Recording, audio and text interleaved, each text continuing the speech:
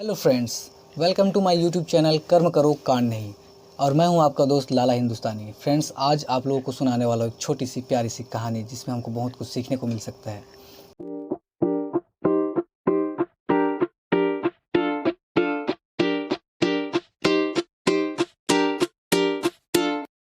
Friends, ये कहानी है गुरु और शिष्य की। गुरु और शिष्य हिमालय की ओर जा रहे थे। हिमालय जाने से पहले एक बहुत बड़ा जंगल था और जंगल से कुछ पहले एक छोटा सा प्यारा सा गाँव। उस गांव के शुरुआत में एक घर था जहाँ पास में एक गरीब किसान रहा करता था। तो वहाँ जाने से पहले गुरु ने सोचा कि यार शाम हो रही है, तो क्यों ना इसी गांव में हम लोग आज रात का बसेरा करें। गुरु ने शिष्य को आज्ञा दिया और आज्ञा जो है पा कर के शिष्य वहाँ से निकला और उस घर में जा कर के, उस किसान के घर में जा कर के पूछा कि क्या आज रात को हमको यहाँ सोने का जगह मिलेगा। मैं और मेरे गुरु हम दोनों हिमालय की ओर जा रहे हैं और बीच में बहुत बड़ा जंगल है और रात में वहाँ से जाना अच्छा नहीं लग रहा, तो क्या हमको यहाँ पास में रुकने का जगह मिल पाएगा। तो उस किसान ने प्यार से उन्हें घर में अपने बुलाया, बिठाया, खिलाया, पिलाया, रात में सुलाया। उससे पहले गुरु ने सब कुछ देख रखा था कि उसके घर में क्या है क्या नहीं है। सामने आपको बताना चाहूँगा, उसके गुरु ने देखा कि वहाँ पास में बहुत खाली एक जगह था, मैदान था और वहाँ एक एक जो भैंस है वो बंधी हुई है। और साथ ही साथ उनका जो किसान का जो घर था वो एक छोटा सा घर था, कुटिया के समान जो एक घर था। वहाँ पास में सोने का भी व्यवस्था नहीं था। तो किसान ने गुरु और शिष्य के लिए बाहर आंगन में खाट लगा दी और वहाँ उनको सोने को कहा।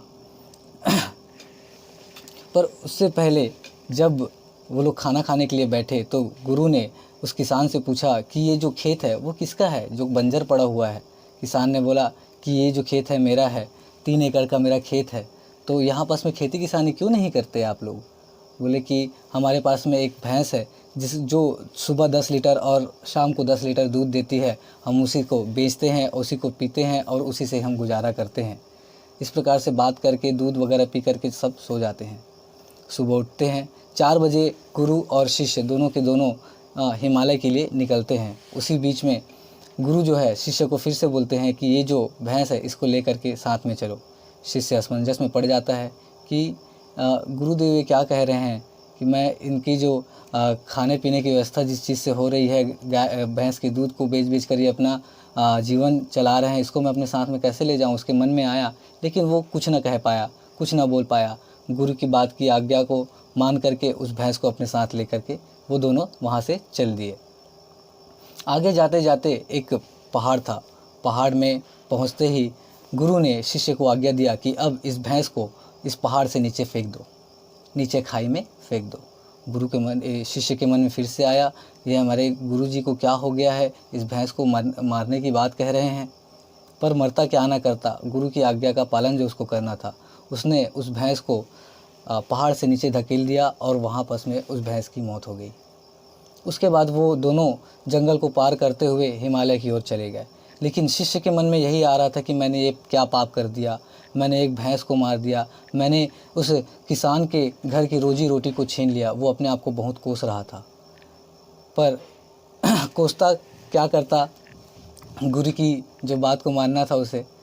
तो ऐसे करते करते साल, 2 साल, 3 साल गुजर गए। 3 साल के बाद वो शिष्य उधर ही से वापस आ रहा था और जंगल पार करने के बाद में उस गांव में वापस पहुंचा तो उसके मन में ख्याल आया कि भाई यहाँ एक किसान हुआ करता था जिसके घर में हम लोगों ने एक रात रुका था, जिसकी भैंस को मैंने मारा था, है ना। क्यों ना उसके घर जाया जाए और अपना जो है, जो मैंने पाप किया उसका प्रायश्चित किया जाए। शिष्य मन में विचार लिए उस किसान के घर पहुँचा। देखा तो किसान का घर बहुत बदला हुआ था। बहुत बदला हुआ मतलब समृद्ध था। जिस जगह पे उसका खेती किसानी जो बंजर भूमि पड़ा हुआ था, वहाँ पास में लहरा रही थी, क्या खेत जो है पूरे लहरा रहे थे। और साथ ही साथ में ट्रैक्टर वगैरह वगैरह उनके घर में बहुत ही ज़बरदस्त। जो पहले कुटिया हुआ करता था वो अब कुटिया ना हो करके एक अच्छा खासा घर बन गया है। शिष्य जो है देख करके हैरान हो गया कि आज से 3 साल पहले जब मैं यहाँ से गुजरा था तब तो ऐसा कुछ नहीं था, लेकिन आज क्या हो गया। उसने उस किसान को आवाज़ लगाया। किसान बाहर आया अपने घर से और उसको जो शिष्य है उसने बोला कि ए किसान, क्या तुम मुझे जानते हो? आज से 3 साल पहले मैं और मेरे गुरु जब यहाँ से गुजर रहे थे तब हमने आपके यहाँ एक रात गुजारी थी। तो किसान ने बोला कि हाँ, मैं आपको पहचान रहा हूँ, आइए अंदर बैठिए। अंदर जब शिष्य जब अंदर गया, घर के अंदर गया, तो घर के अंदर देखा उसने बहुत कुछ है। घर के अंदर सभी सुविधाएं हैं, सभी सामग्रियां हैं जिससे जीवन यापन अच्छे से हो सकता है, गुजर सकता है।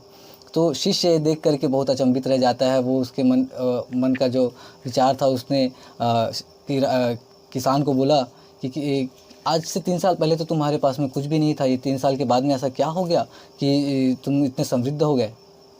किसान ने बोला था कि जिस दिन आप लोग यहाँ पास में आके रुके थे, उसी रात में मेरे घर की भैंस जो है कहीं चली गई, और कुछ दिनों के बाद पता चला कि मेरी भैंस जो है पहाड़ के नीचे खाई में गिरी, मरी हुई मिली है। उसके बाद क्या था, हमारे पास जीने का और कोई चारा नहीं था, तो हम लोगों ने सोचा कि क्यों ना हमारे ही खेत में जुताई किया जाए, फसल लगाया जाए। तो ऐसे करते हुए पहले साल, दूसरे साल, तीसरे साल करते करते हम लोग बहुत ही अच्छे तरीके से अपने खेतों को लहराते हुए देख रहे हैं। आज हम लोगों ने बहुत मेहनत किया और आज हम लोग समृद्ध हो चुके हैं। तब उस समय अपने शिष्य को अपने गुरु के ऊपर गर्व हुआ कि गुरु जी ने जो भी मुझसे करवाया वो बहुत ही अच्छा करवाया। ये सोच करके वो मन ही मन फिर से प्रफुल्लित होने लगा, और जो अपने आप को कोस रहा था वो ये बात समझ गया, क्योंकि जिस व्यक्ति के घर में सब कुछ होने के बावजूद में वो अगर उस चीज़ का सही इस्तेमाल नहीं कर रहा है तो वो जैसा गरीब है वैसा गरीब रह जाएगा। चाहे वो हमारे पास में बुद्धि हो, चाहे हमारे पास में समृद्धि हो, वो सभी चीज़ें आती है तो सिर्फ़ और सिर्फ मेहनत से। वो ये जान गया कि गुरुजी ने मुझे सिखाने के लिए ये चीज़ मेरे से करवाया, मेरे को उस भैंस को मरवाया ताकि मैं कुछ सीख सकूं। हमारे पास में शक्तियां बहुत हैं, हमारे पास में हमारी चाहते बहुत हैं, उसको पूरा करने के लिए सिर्फ एक ही चीज़ करना पड़ता है, वो मेहनत। जिस प्रकार से मेहनत करके किसान समृद्धि की ओर जा सका है, उसी प्रकार से मेहनत करते हुए व्यक्ति कभी भी पीछे नहीं हट सकता। वो जो शिष्य है वो समझ गया इस बात को और वहाँ से वो चला गया। तो फ्रेंड्स, इस कहानी से हमको यही सीखने को मिलता है कि हमारे पास मौके तो बहुत हैं कि हम बहुत बड़ा कारनामा कर सकते हैं, पर हम छोटे छोटे उलझनों में फंस करके रह जाते हैं, जिस वजह से हम अपनी ज़िंदगी में कुछ बड़ा नहीं कर पाते। अगर आप छोटे छोटे उलझनों में फंसे हुए हैं तो उससे बाहर निकलिए, कुछ बड़ा करने का ठानिए, कुछ बड़ा कीजिए, कुछ बड़ा सोचिए, तब आपके साथ में कुछ बड़ा हो पाएगा। फ्रेंड्स, मैं यही कहना चाहूँगा, आज का जो मेरा वीडियो यहीं पे ख़त्म करना चाहूँगा। अगर ये कहानी आपको अच्छी लगी हो तो प्लीज़ मेरे चैनल को लाइक कीजिए, सब्सक्राइब कीजिए और अपने फ्रेंड लोगों के साथ में, अपने परिवार लोगों के साथ में सभी को ये जो वीडियो है शेयर कीजिए। Thank you so much. मिलते हैं नेक्स्ट वीडियो में।